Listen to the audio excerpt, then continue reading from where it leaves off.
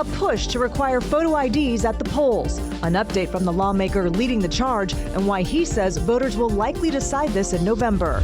The race to succeed Governor Newsom heating up, with a packed group of Democrats vying to lead the state. There's a chance California could end up deciding between two Republicans in November. Farmers in general have to be eternal optimists. California pear growers feeling the impact over a rise in Argentina imports. That caused our marketing capabilities to kind of be squashed. What exactly do growers need the government to do here?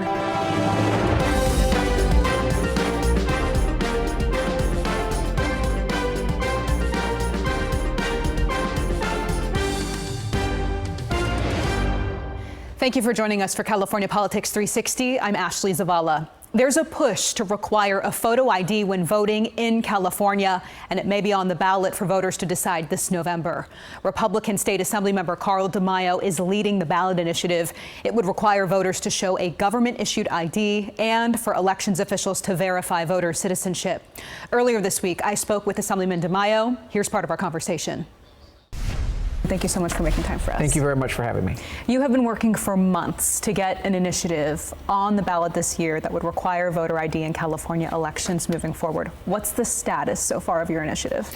Well, I introduced this constitutional amendment a year ago, and I gave the politicians in Sacramento a chance to do the right thing, to give the voters, not just Republican voters, but Democrat voters as well, a common sense reform, voter ID, and of course, it also includes an audit of our voter rolls to clean them up and to make sure that we do citizenship verification. This is a comprehensive way to restore public trust and confidence. The Democrat politicians in Sacramento voted it down. So I went right outside the building that same afternoon and said, what the politicians refused to do, the citizens must now enact on our own. And that's when we launched our signature drive. And getting 1 million signatures in the state of California, not easy, particularly when you don't have a lot of funding. There's no, muddied interest behind voter ID. It's just good government. So we asked volunteers to step forward, and 18,000 volunteers statewide helped collect signatures. And now we are going to be, in a matter of days, submitting 1.35 million signatures, and we know we have the required 880,000 valid signatures because we validated each of them as we went along. Okay, so essentially you're saying this is going to be on the ballot? It's going to be on the ballot if the politicians and the Democrats in California follow the rules and give us our constitutional right to a citizens initiative. But they have taken citizens initiatives off the ballot in the past, and so what we want to do is make sure that we fight hard and get this on the ballot and let the voters decide. I think voters, when they have a chance to have a clean election, a simple election on this item, 70%, according to the polling, will vote yes on voter ID. In the same vein, similar to your initiative, the House this week in Washington, D.C. passed the SAVE Act, which essentially tries to require voter ID in elections federally moving forward. What happens to your initiative if that ends up becoming federal law? Well, they're obviously complementary. They don't conflict. But while I support the SAVE Act, I don't have a whole lot of hope that in the Senate it will pass. And so it's so important that we get a voter ID requirement in our state constitution to make sure that California does it right. This initiative will take California from the worst election practices to the best. And we can do that. And it doesn't have to be a partisan issue. This is not a Republican thing.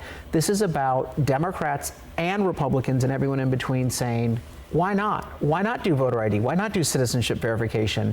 The only people who seem to not want it are the politicians in charge. And I think that should tell you a whole lot about what we're up against. Speaking of politicians in charge, Secretary of State Shirley Weber for California has said that the state is several security protocols designed to protect the integrity of our elections, including requiring people who register to vote to provide their driver's licenses or state IDs and or the last 4 digits of their social security number in this when they're registering to vote. I mean, what is your response to her reaction? Well, it's there? provably false. She's just playing games. She hasn't done her job properly. And the best way for me to prove that is not just to say all of us know that we don't have to show our ID. All of us know that when you mail in a ballot, there's no verification besides, chicken scratch for a signature, and that's not done very adequately in the county offices to review signatures. But I think the best way to prove that she's not telling the truth is, while she says we're already doing this, she then told the fiscal analyst that in order to do all of these new requirements and reforms, it would cost millions and millions of dollars. So my question to the Secretary of State is, which is the lie? Are you already doing it, or are there so many new requirements in this that it's going to cost you money? Again, she doesn't think people are going to kind of truth test or fact check what she's saying on the one hand versus the other. The reality is this. This should not be hard. This is done by other states. 28 other states have a similar voter ID requirement. And so this is just best practice. And we should be giving our voters from any party, Democrat, Republican, Independent, the highest level of trust and confidence in the outcome of our elections. My full conversation with Assemblyman DeMaio is on CalPolitics360.com. I asked him about the concerns that voter ID requirements reduce access to elections for people of color and lower income communities, and the possibility that Democrats put a countermeasure on the ballot. After my interview with Assemblyman DeMaio, I reached out to the Secretary of State's office for an interview. She did sit down with me. Here's part of our conversation. Joining us now is California Secretary of State Shirley Weber. Secretary Weber, thank you so much for making time for us. Thanks for including us in the conversation.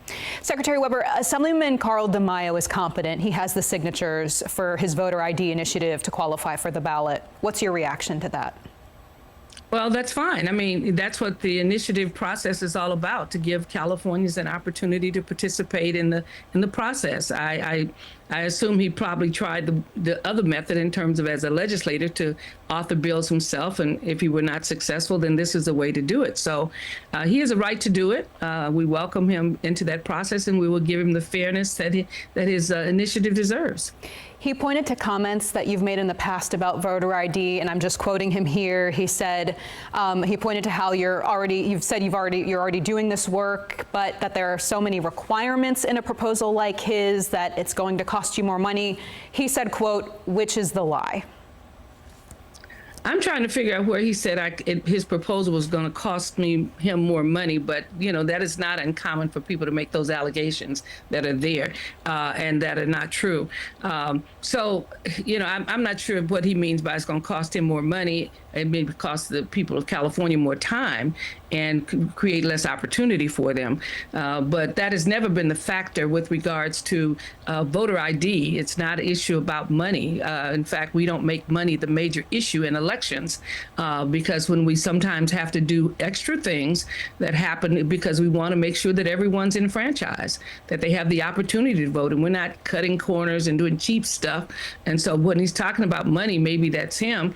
Someone may have told him that his would cost more money, but that has never been a major factor in the Secretary of State's office, that things have to be cheap, that we try to make sure that our stuff is correct, that it's accurate, and when it's not, we change it. We did that and we notified the press with Initiative Prop 50 that there was an error. We wanted to make sure every California understood what was going on.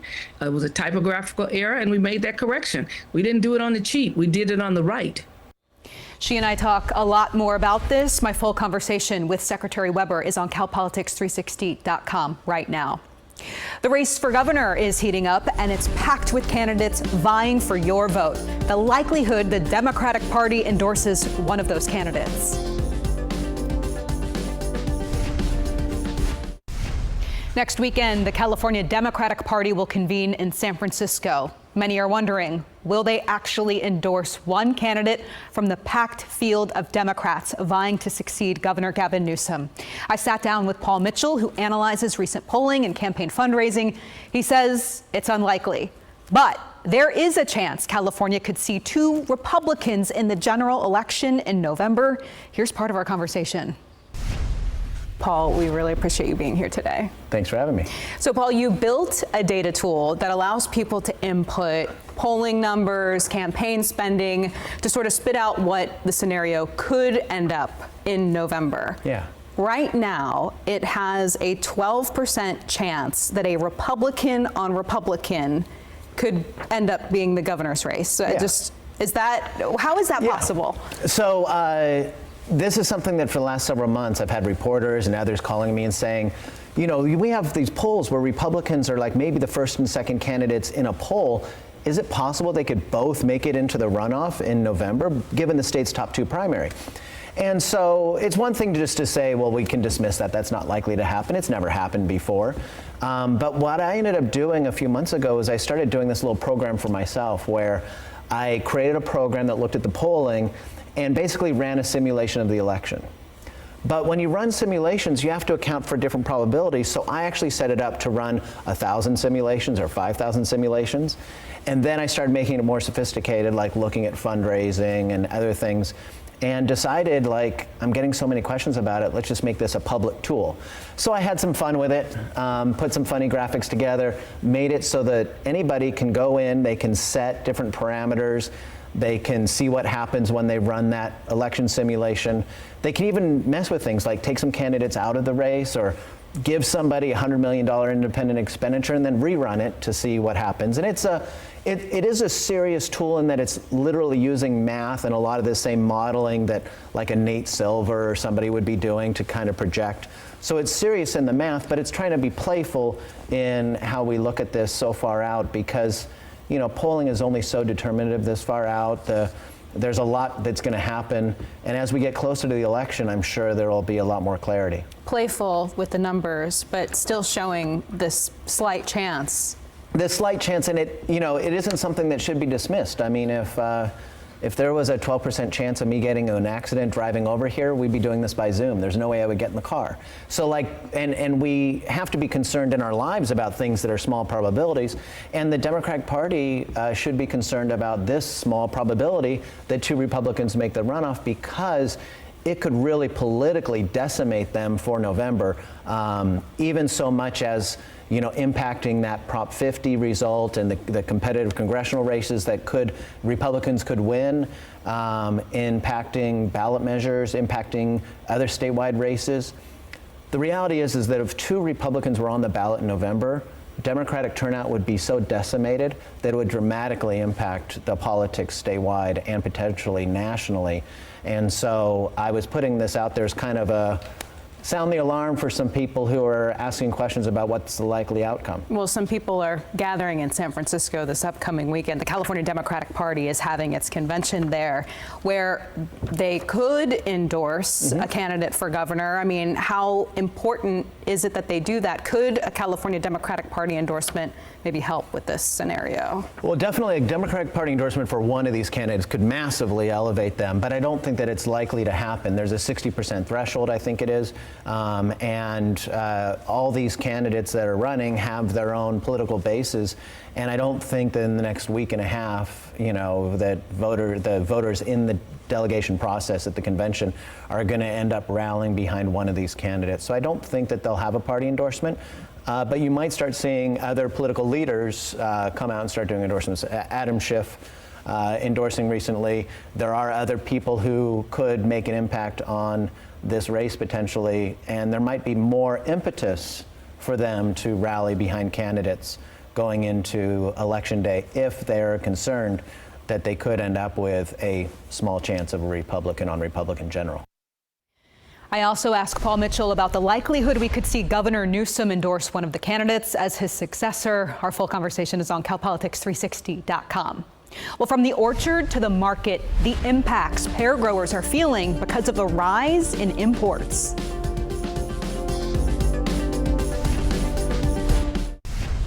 Right now, California pear farmers are facing economic uncertainty. The California Pear Advisory Board is warning of the rise in imports from Argentina and the impact that's having on the farmers' bottom line. Pear trees can last a really, really long time here in the Delta. These are 80-year-old trees behind us. Alex Wilson is a 6th-generation pear grower in Sacramento County. Farmers in general have to be eternal optimists. The situation with pears is it takes about 10 years for a pear tree to come into production. But his pear orchard with Rivermaid Trading Company is facing challenges. We saw a major rise in Argentina imports, and normally when we sell our fruit, the market's open. We're the first to market. We're the first American pear, so to speak, to hit the grocery store shelves. But what kind of happened this year was there was an influx of imported fruit. And then from there, that caused our marketing capabilities to kind of be squashed. If you look at the volume of imports over the last 10 years, they essentially have doubled, with last year being the pinnacle of the volume of imports, and with prices that have really not changed in 10 years. Chris Zanabini is the executive director for the California Pear Advisory Board. He's seen the impact the imports from Argentina have had on California farms. When you look at our production here in California, our production input costs continue to go up. Labor goes up every year. And so it's very difficult to compete with product that is low priced and undercutting our growers. So what exactly do growers need the government to do here? Growers need some support to make sure that we're competing on a fair level. You know, product coming in late and during our season is really having a very negative impact on our ability to sell our products. So we're really looking for the federal government to put some barriers on Argentina, maybe limit the amount of product that could be shipped into the U.S. market, and set a timeline where no more pears are imported into the U.S.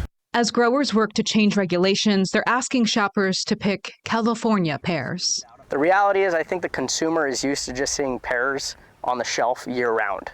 And that may sound normal to people like you and I, but historically that wasn't normal. What I think consumers could use now is to recognize the difference between what's on the shelf and then what California is providing, because California is providing fresh fruit. If this issue with pears isn't solved, do you have concerns about how other crops are handled moving forward too? Yeah, I hope it's solved. You know, we've been doing this for generations now, and I remain hopeful that the community, the state, and the federal government can maybe have some sort of influence on what we're facing as growers. But yeah, it's nerve-wracking for sure, but I try to remain optimistic. My full conversations with the pear farmer Alex Wilson and the California Pear Advisory Board are on calpolitics360.com. Next, a look at the World Fair in San Francisco, the showcase of emerging technology and the legacy of the 1915 Expo that remains today.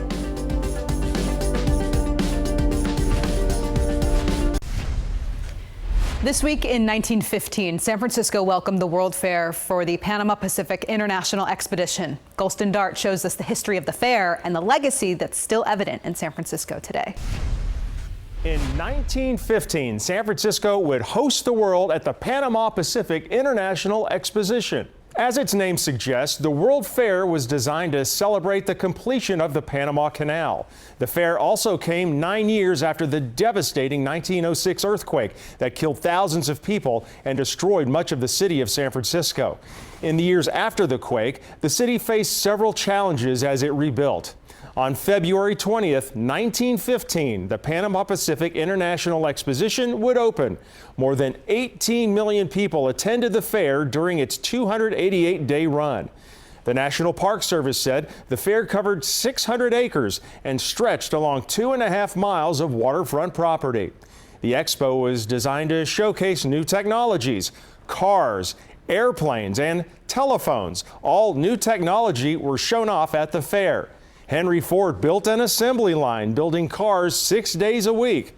The expo was the first fair to demonstrate a transcontinental telephone call.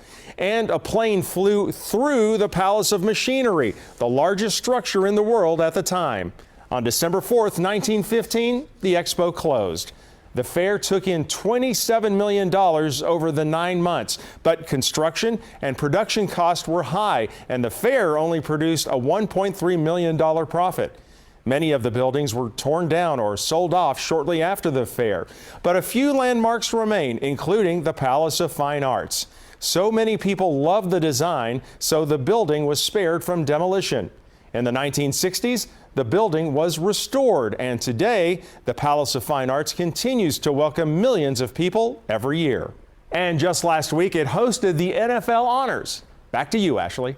Thanks, Golston. Thank you for joining us for this week's California Politics 360. See you next Sunday.